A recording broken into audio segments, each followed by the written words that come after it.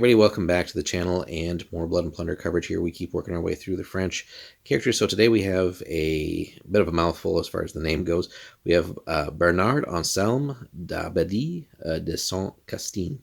So a 20-pointer. We're getting a historic commander. He can lead the French privateers, Canadian militia, French raiders, or Wabanaki. So he actually, compared to a lot of the commanders that can really be in just like one or two forces, he has quite a few options there.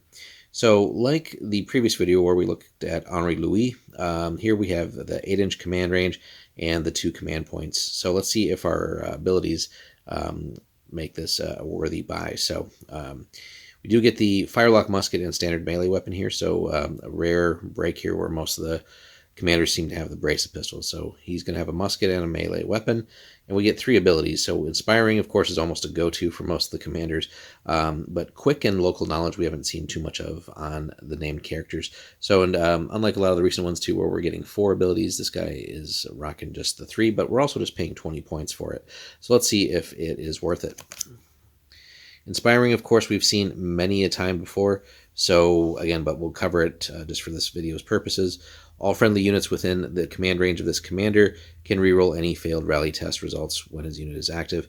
Again, if we're playing on the water, it's going to be a little bit easier with giving commands across the ship because of the way that the deck sections work, and if we just kind of place him centrally in the ship, he's going to kind of cover your vessel pretty easily, so it's not a big deal. On land, it's going to be a little bit tighter with the 8-inch command bubble, so going to force us to be a little bit more compact in our force if we want to extend his command range, or give the units the benefit of his command range, we should say. Now, quick is a great one. We haven't seen much of that on commanders, though, but a lot of units out there have it. But let's cover it just for this purpose here. So if this unit is activated with a spade card and it's not engaged in a melee combat, it may at any point during the activation take a free move action. So I think somewhat similar to the way that the cavalry function, right? Basically, anytime we get free things and we're not having to pay points for them or have some sort of trade-off where we're losing something else, it's always great. So ideally we want to take a peek at what our hand is each turn, right, and see if it makes sense to, certainly depending on the order of activations we want to have, but also just seeing if we have that spade first of all, and does it make sense to give that to the commander. In other words, do we want that commander activating earlier in the turn, if not maybe first, to use that and get that free move. So certainly useful in getting closer to an enemy or a better position, but also in some cases the commander's unit's taken some damage and we ideally want to keep our commander alive. This might help facilitate a better exit as well, right? It does not specify that we have to move towards the enemy, so anywhere we want to go. But then last but not least here, so this one we haven't seen much of either, it might even be the first time we've seen this on a commander, local knowledge. So all units in the commander's force gain the scout's special rule. So pretty cool there. Now again, he can be in 4 different forces, which I know a lot of some of these here, without kind of going back and forth to every one of these lists. We did a separate video on all these though. But just keep in mind, depending on the list you're choosing, right, a lot of your units might already have scout built in.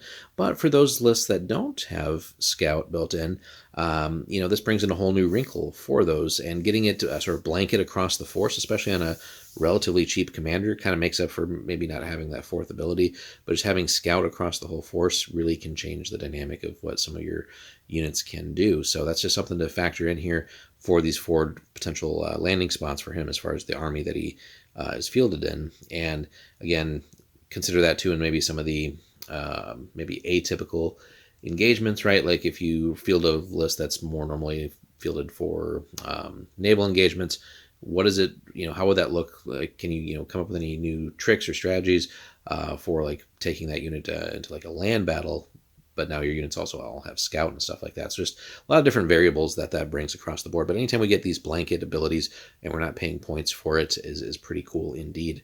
So all in all, pretty cool character. Let us know, guys, if you've played with him in your forces. Which force have you run him in, or have you played against him? How have those battles gone?